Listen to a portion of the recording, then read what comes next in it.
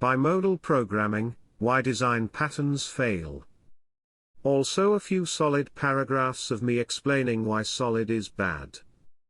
There's an issue I always took with the idea of design principle and design patterns. Part of this comes from personal empirical evidence that showed me none of the good programmers that I knew, i.e. the guys that actually wrote 90% of the critical code, really seemed to use them. I've met good programmers that paid lip service to standard design patterns, lamenting that if only I had used this best practice here this wouldn't have happened, but it seemed to be more of an outward-facing act, not something they internalized. I've met good programmers that had their own design principles, or some offshot from a very poorly known FP guideline or some such thing.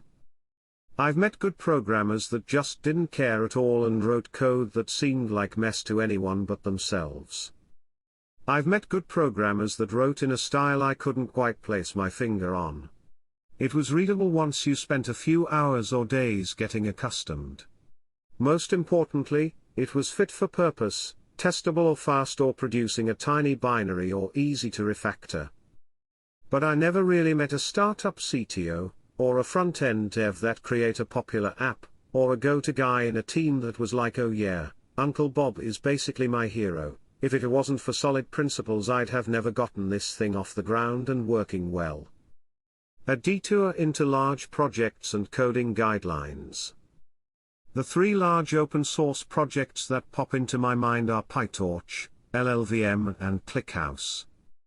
All of them have contributing guidelines which outlined how to design code for them, but they are all different from each other. Even internally the design seems to change from component to component.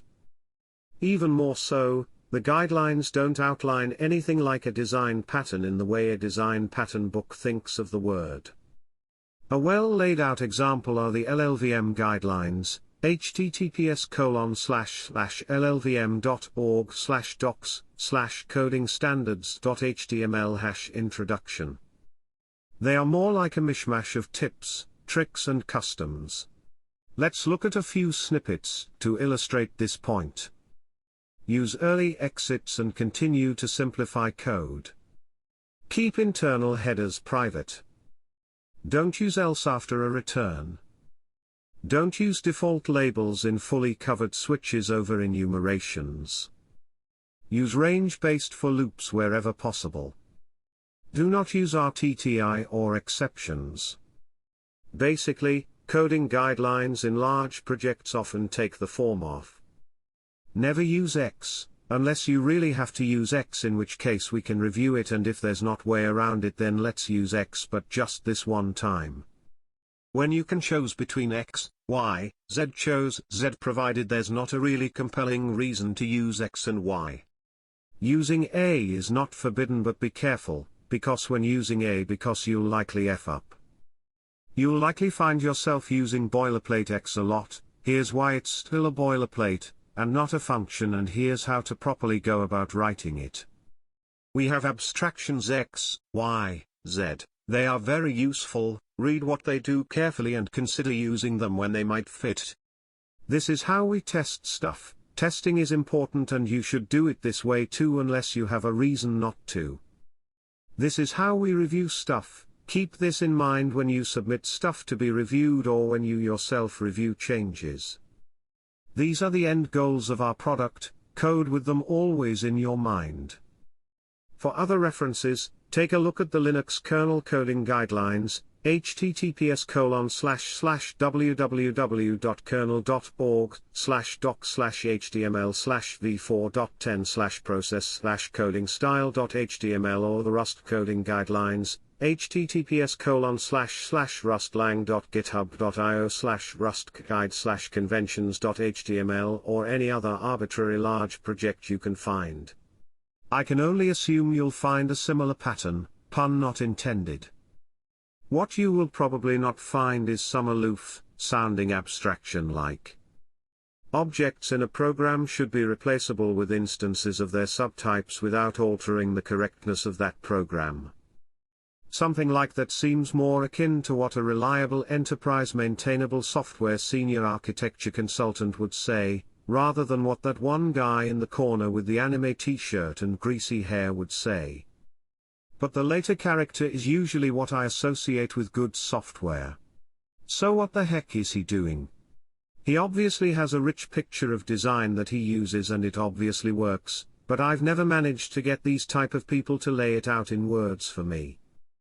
I think the answer to that question can be partially found in the coding guidelines of large and amazing open source projects. Namely that. The fact that they are guidelines. You can probably write a huge PR to the Linux kernel, respecting almost none of the guidelines, and the only issue that will pop up will be someone telling you in the PR, oh yeah, this and this is incorrect, please change it. And you will take a 1 hour to change everything and that'll be that. At most, what can happen if you don't follow any of the guidelines, is that you shot yourself in the foot or end up writing boilerplate for something that already exists or debugging a memory error for 2 hours. But overall the guidelines are partially optional, they can be accounted for only when you make a PR and don't take a lot of mental space. The idea of please use if return rather than if else whenever possible is very easy to keep in mind and easy to follow. Furthermore, not following it will result in issues that can be fixed in a few seconds. The idea of objects in a program should be replaceable with instances of their subtypes without altering the correctness of that program is very hard to keep in mind. It's a high-level concept that you can't create a simple heuristic to check for. Furthermore, not following it might result in code that has to be completely refactored in order to follow it.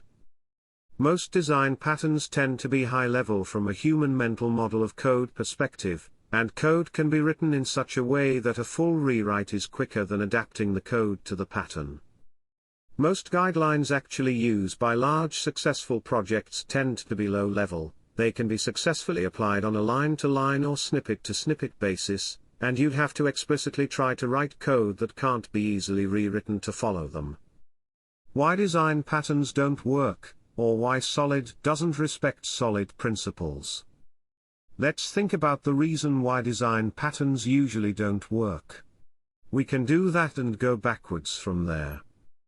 Let me take the examples of the Solid design principles again. You can replace it with an overly complicated design guideline that you encounter in banks, healthcare CRM makers and other large entities that somehow seem to require a team of 5,000 to accomplish what could reasonably be done by 10 skilled programmers. What's Solid? 5 design principles intended to make software designs more understandable, flexible and maintainable.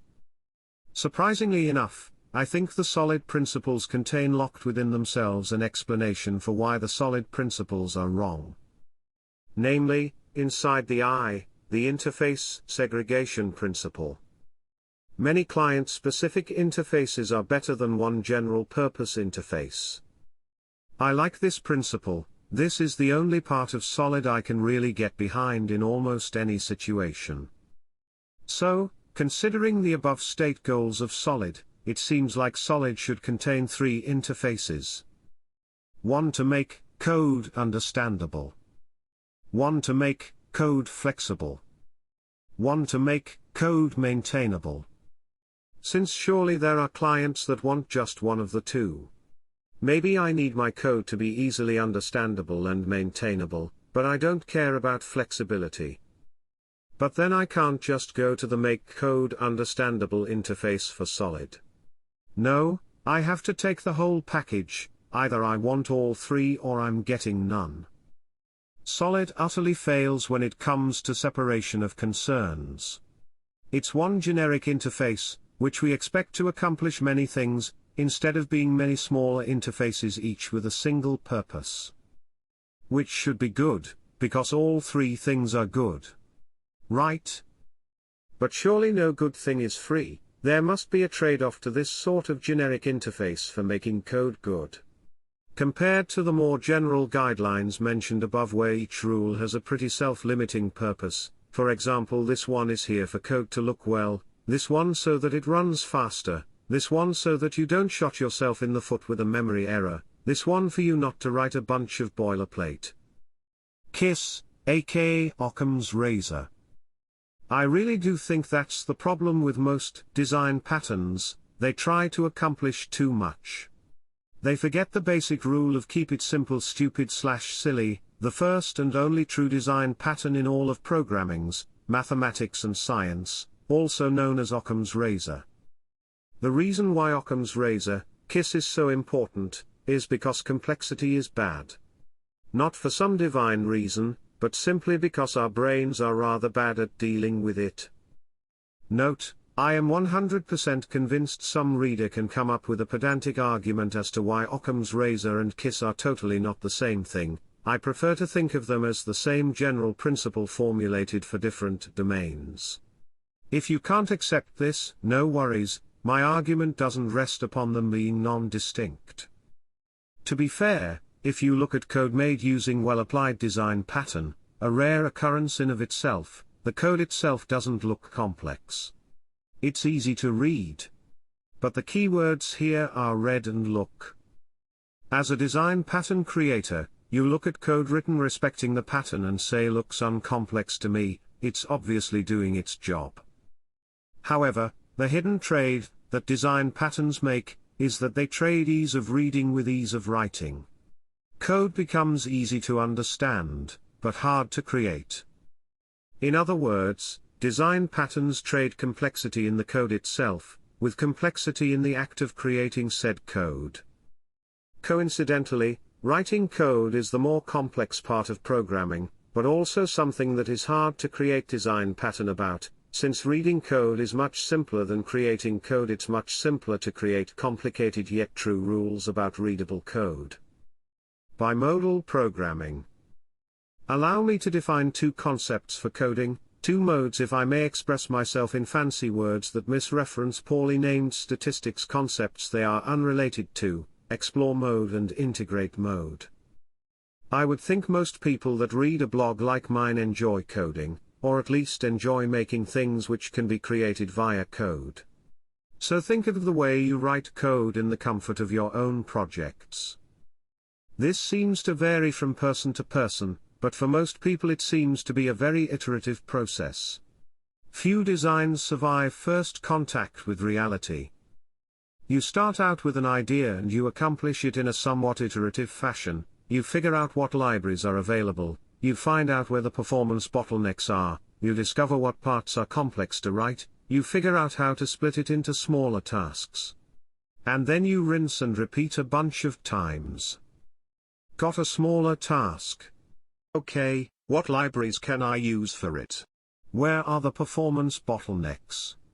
What's the complex to write logic here? What smaller tasks can I split it into? You also fluctuate between levels often. When writing a given subpart of the code you might realize, oh, this is kind of doing what that other thing is doing, maybe I can merge them, or oh, this library seems like exactly what I needed on that other thing, or oh, this separation makes no sense, let me go a level up and try something else, or oh, this is literally impossible to do. I might need to change a higher level component or even my specifications in order to avoid this. Obviously this is a gross simplification, some people don't code like this at all, and in practice a lot of the steps are blurred together. But I'm trying to convey a rough picture here. To point out that when you are writing code from scratch, the process is often very prototype-y. You don't have a clear vision of what you are doing until you actually start doing it. You might know what the thing is supposed to do, but you're unaware of the myriad of parts required to do it. I like to think of this as basically coding in explore mode, where the act of writing code is tightly combined with figuring out what that code has to do. You obviously have the big picture, you know what the whole thing is supposed to accomplish, but you probably don't know the how exactly. You might know that the how is doable, but you have to discover how the how is to be done. Once you've kinda figured out what you have to do, you have to switch mode. You slowly switch to what I'd call integrate mode, where you gather all the parts, where you handle the edge cases, where you polish everything and make it short, sweet and readable. A very simple example of this would be writing all your code inline in one file. a very explore mode things to do, since everything is within reach. You don't have to think a lot about separation of responsibility, about internal interfaces and about what things are worth abstracting more and how. Copy-pasting boilerplate, having a lot of global variables, importing a ton of functionality from a ton of libraries and basically rushing to get the thing to run. After you're done, or more likely whilst you're doing this, you switch to integrate mode, you notice a bunch of data that's referenced together a lot, you move it into a structure. You notice you're using almost the same logic in 4 different places, you move it into a function. You notice a for loop that's basically just doing a map operation after you removed the boilerplate, you replace it with a map. You notice a part of the code that seems like its own thing, you move that into its own file/class/entity of your choice. You notice a name that doesn't make sense, or the fact that you were in a hurry and used k instead of being more explicit and saying join _k_ between _a_ and _b, or I fucking a Python0 instead of saying disable _console_output. I think a lot of programmers do this exploratory kind of coding at some point, but unless you do coding in pairs or like looking over people's shoulders and bugging them about what they're doing, you don't really notice it. We're horrible at being aware of what we do, especially when we know a bit of a flow, which often happens if you're doing exploration well. The place I've seen code that still looks to be in explore mode to some extent is in scientific computing, especially in small libraries used by few people or in companion code to papers that weren't written by some big research org with plenty of time. Another good place to gun for this is by looking at unfinished open source projects, or unfinished components of existing projects. The problem with a lot of design principles, and even with very strict languages, think Haskell, is that they basically stop you from going into explore mode. Even if, theoretically, you could go ahead and disregard the design principles while coding, you'd have to mess up the whole codebase doing so. If everything is neatly separate into very tight abstractions, that often forces you to either unroll all the abstraction, which you have to put back together before you actually finish, or to integrate with said abstraction while coding, which somewhat forces you into using the design patterns the abstraction was created with and for. Design patterns are made by people that look at finished code and think, why does this suck? They are great if you stay in integrate mode, if you only think about polishing the finished product and about making sense of code that's already written. However, they are horrible if you go into explore mode. And that's not because the right pattern wasn't created, it's because a single pattern for doing exploration is basically impossible to write. Remember the coding guidelines of large open source projects. How the only real thing unifying them is that they are surprisingly relaxed for projects with hundreds or thousands of developers working on the same monolith. They prohibit and recommend stuff, but they don't tell you how to do stuff.